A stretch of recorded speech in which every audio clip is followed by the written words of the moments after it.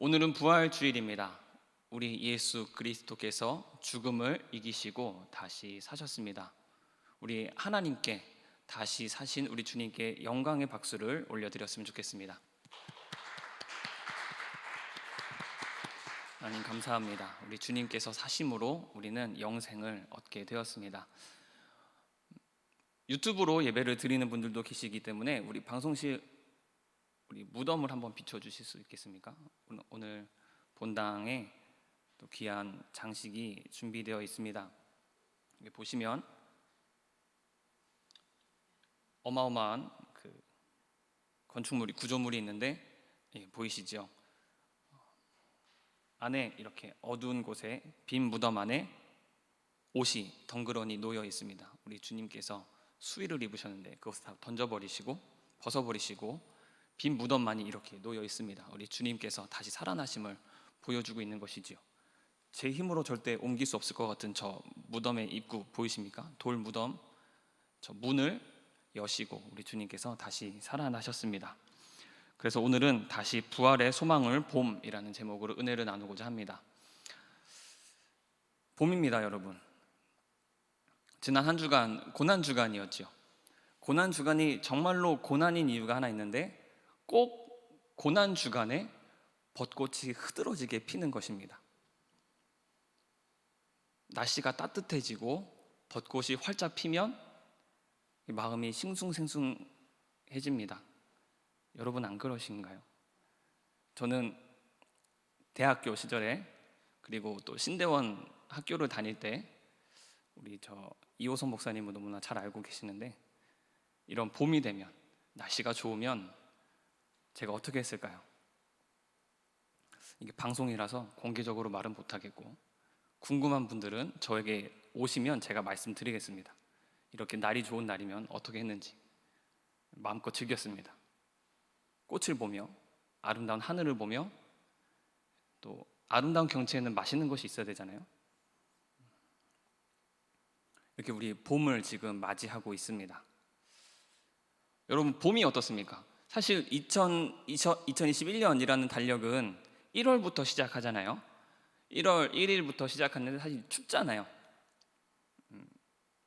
새해가 시작되었지만 저는 오히려 이 3월, 4월이 되면 뭔가 새로운 시작을 알리는구나 라고 느끼게 됩니다. 우리 학교에서도 3월이면 새학기가 시작이 되지요. 여러 군데에서 비로소 봄이 되어서야지만 좀 기지개를 펴고 제대로 된 활동에 들어가지 않나 싶습니다. 저는 이런 봄을 맞이해서 우리도 새로운 마음으로 다시 주님 앞에 나아갔으면 좋겠다. 다시 우리 주님을 바라보았으면 좋겠다. 이 봄에 주님을 다시 보자라고 해서 다시 봄이라는 주제를 가지고 한 달 동안 메시지를 나누고자 합니다. 지난 한 달간 광명을 얻다라는 주제로 4명의 성경의 인물들을 살펴보았는데요. 이번 한 달 동안은 다시 봄이라는 주제로 메시지를 나누고 싶습니다. 설교로 준비하는 것보다 이 주제 정하는 게 더 어렵더라고요. 특별히 이번에는 이 제목 정하는 게 너무 힘들었습니다. 아내랑 어떻게 하면 조금 더 마음에 다가올 좀 제목을 정해볼 수 있을까? 다시 봄이라는 주제가 좀 와닿으십니까? 끄덕여 주시는 우리 자매님이 계셨습니다. 감사드립니다. 나중에 맛있는 거 드리겠습니다. 오늘 고린도전서 15장의 말씀은 고린도 교인들을 향한 바울의 편지입니다. 전체 다 읽지는 않았지만 물음이 있었습니다. 고린도 교인들에게 부활이 무슨 의미가 있느냐, 부활이 왜 필요하느냐라는 물음이었습니다. 그 물음에 답하는 것이 오늘 본문에 나오는 바울의 메시지입니다. 바울이 이 편지를 쓰게 된 계기인 고린도인들에 대해서 먼저 좀 살펴봐야 될 것 같습니다. 이들은 바울이 선교 여행을 통해서 복음을 전하였고 그래서 복음이 열매를 맺어서 교회가 생긴 것입니다. 그런데 이 고린도 지역이 어떤 지역인지를 우리가 잘 한번 살펴보아야 합니다. 고린도는 굉장히 무역이 발달한 곳이었습니다. 해상 교통 그리고 또 육지로의 교통도 중심지였기 때문에 이 고린도 지역을 지나가야지만 또 다른 지역으로, 다른 세계로, 다른 지방으로 갈 수 있었기 때문에 이곳은 허브의 역할을 하였습니다. 우리나라 제2의 도시인 부산이 클 수 있었던 이유가 이런 허브의 역할을 감당했기 때문이라는 걸 알고 계시지요. 그처럼 고린도가 이런 허브의 역할로서 수많은 전 세계의 사람들이 모여들고 무역이 성행하고 상업이 발달하고 사람이 몰려드니까 당연히 문화, 지식, 교육 여러 가지도 다 발전을 하게 되었겠지요. 또 여러 인종들도 다 섞여들어서 이 고린도 도시를 가게 되면은 수많은 곳에 각종 우상들이, 이방 신전들이 굉장히 많았다고 합니다.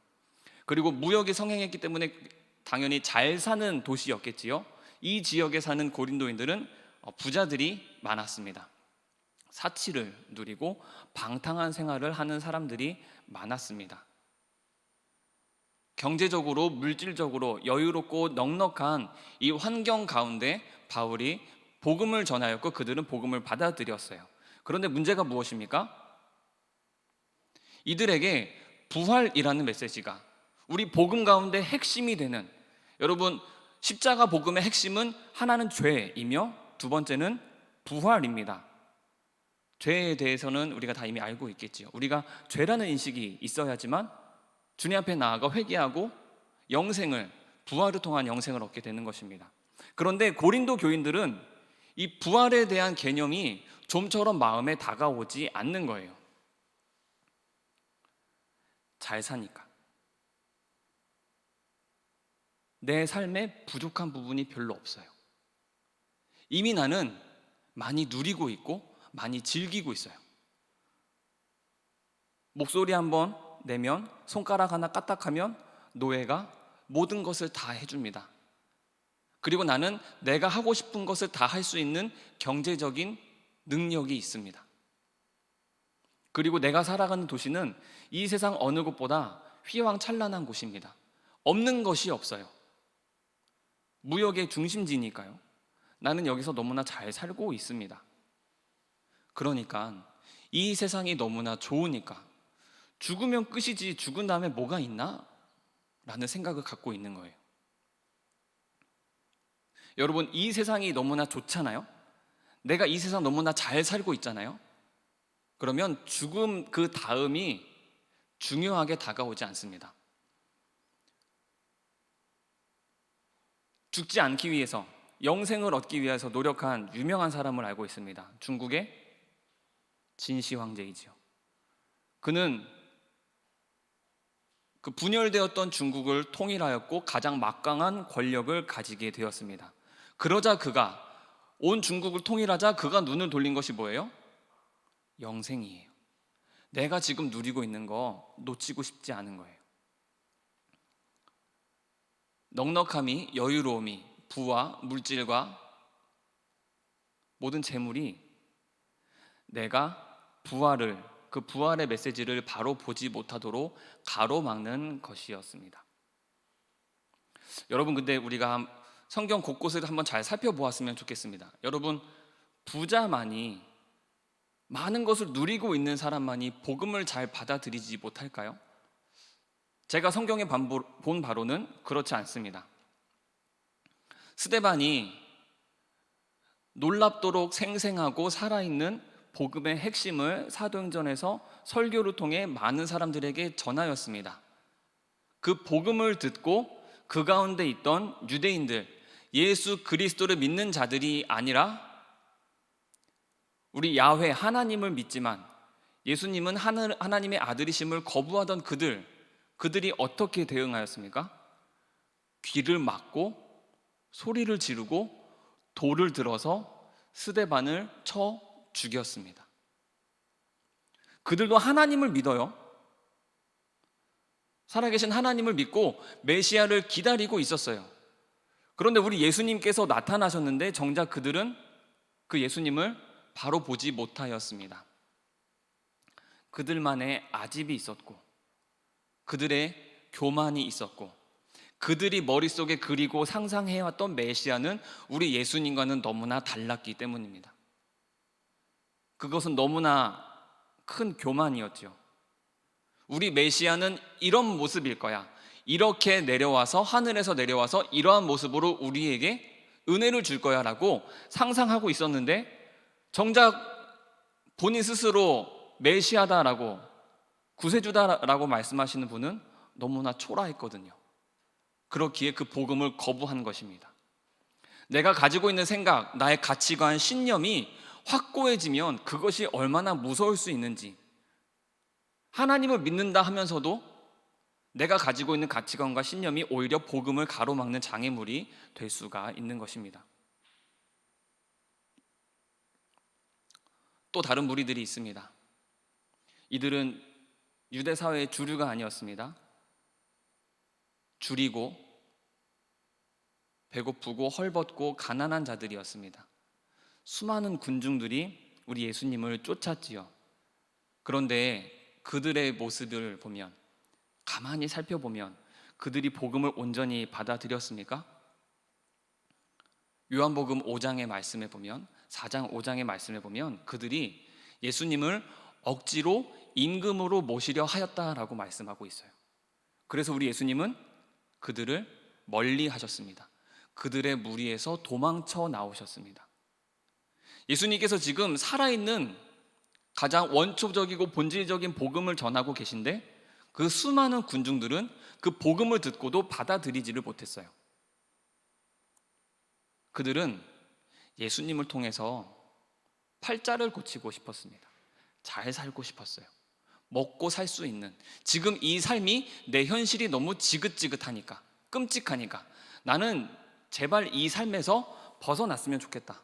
나는 이제는 이런 너무 꼴사나운 삶은 이제 다 던져버리고 이제 좀 제대로 살아보고 싶다. 다시 말해서 현실을 부정하는 자들이었어요. 난 지금 이 현실이 너무 역겨워. 나는 도저히 받아들일 수가 없어. 내 처지는 너무나 암담하고 난 이렇게 살고 싶지는 않아. 난 절대 이렇게 살고 싶지 않아. 현실을 거부하는 이들, 그들은 오히려 예수님의 복음을 왜곡하였습니다. 예수님이 우리 임금 되시면 우리 잘 먹고 잘 살 수 있을 거야. 그렇게 복음을 받아들이지 못했어요.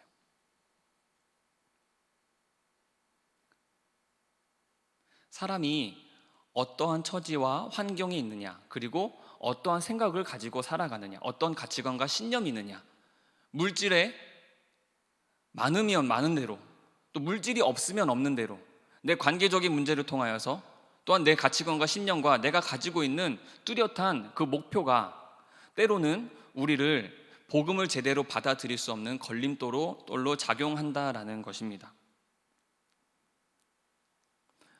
다시 우리 고린도 교인들로 다시 좀 시선을 돌리도록 하겠습니다. 이들은 은혜를 받았어요. 말씀을 받아들였습니다. 그리스도인으로 살기로 결심하였지만 아직까지도 여전히 그 복음의 전체적인 온전한 모습을 자신의 것으로 삼지 못하고 있습니다. 죽었으면 끝이지 다시 살아나 무엇 하느냐.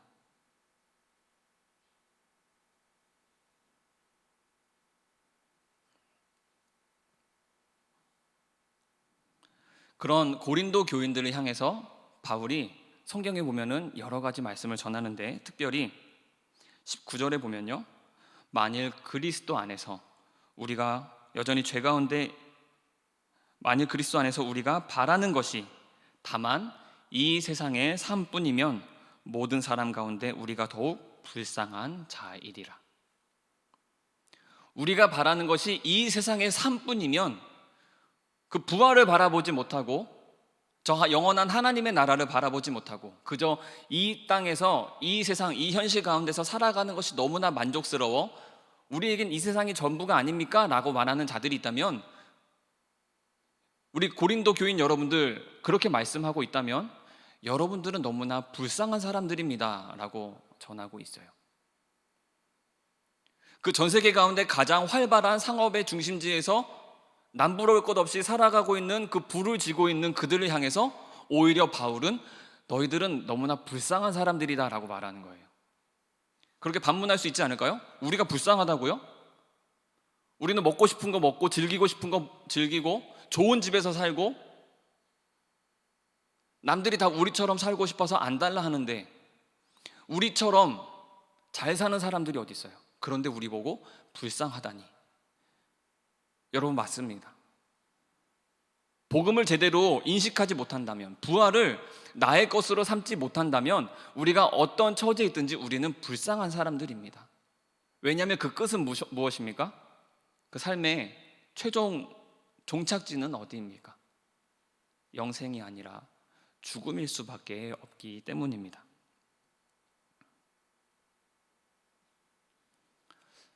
그렇다면 우리가 복음을 온전히 받아들이기 위하여서 이 부활의 사건, 예수님께서 다시 살아나신 놀라운 영광의 사건을 우리의 것으로 삼기 위하여서, 우리가 받아들이기 위하여서 어떻게 해야 되겠습니까? 우리 주제 가운데 설교 제목에 답이 나와 있지요. 다시 보아야 합니다. 다시 부활을, 우리 예수님을 다시 바라보아야 합니다. 좀 더 풀어 말씀을 드리자면, 많이 가진 자는 많이 가진 자신의 것을 내려놓아야 합니다. 나만의 아집과 신념과 가치관을 가지고 있는 사람은 그 자신의 모든 생각을 내려놓아야 합니다. 지금의 현실을 부정하고 천지개벽간에 이 세상이 좀 뒤집혔으면 좋겠다, 암담한 현실 가운데서 신음하는 자들도 자신의 그 처지를, 내가 지금 이렇게 힘들다라고 여기는 그 마음까지 다 지워버려야 합니다.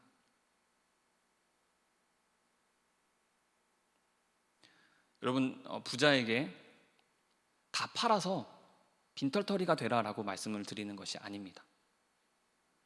내 상황을, 내 배경을, 내 삶에 이루고 있는 모든 것들, 나를 치장하는, 나를 소개해주고 나를 증명하는 그 모든 것들 다 지워버리고, 부자든 거지이든 많이 배운 사람이든 못 배운 사람이든 나이가 많은 사람이든 나이가 적은 사람이든 우리는 나를 이루고 있는 그 모든 것을 다 지워버리고 던져버리고 깨끗이 씻어버려야 한다라는 거예요.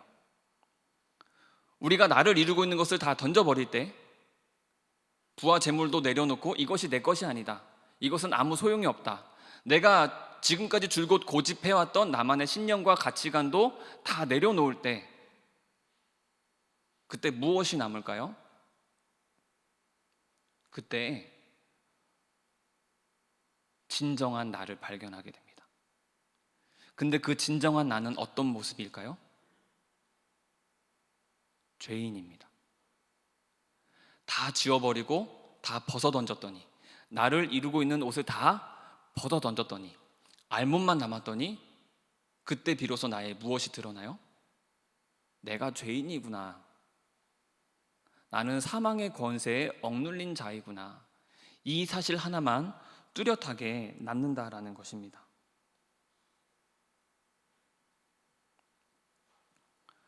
여러분, 맞습니까? 오늘 말씀에 보게 되면 15장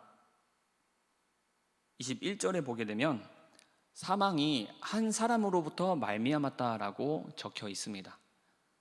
사망은 죽음이지요. 하나님 나라로 가지 못하게 하는 저 어둠의 권세를 의미하지요. 사망이 한 사람으로부터 말미암아서 우리 모든 인류는 죄에 짓눌려 신음하며 살아갈 수밖에 없게 되었습니다. 우리는 태어나자마자 이 죄성을 지니고 살아갈 수밖에 없게 되었어요. 여러분, 인정하십니까? 여러분, 그것을 인정하셔야 됩니다. 부활을 온전히, 그 부활의 영광, 그 부활의 생명을 나의 것으로 삼기 위해서는 여러분, 내가 죄라는 사실을 반드시 인식해야 합니다. 그것은 내 모든 것을 지워버리고 벗어버리고 던져버릴 때 가능합니다. 아담 한 사람이 죄를 지음으로 인하여서 하나님과 단절이 되었어요. 하나님과 가까워질 수가 없게 되었어요. 우리는 아무리 노력하고 극복하려고 하여도 내 모든 가지고 있는 전부를 쏟아붓는다 할지라도 우리는 스스로 선해질 수가 없습니다. 하나님과 가까워질 수가 없어요. 우리 하나님은 티끌 하나도 점이 없으신 분이시기 때문에 그 거룩하신 하나님은 죄가 없는 사람만이 마주할 수가 있습니다. 그런데 우리는 이 세상에 지금껏 살아왔던 모든 인류를 다 통틀어서 살펴보아도 죄가 없는 사람이 없어요. 그래서 주님을 바로 볼 수가 없습니다.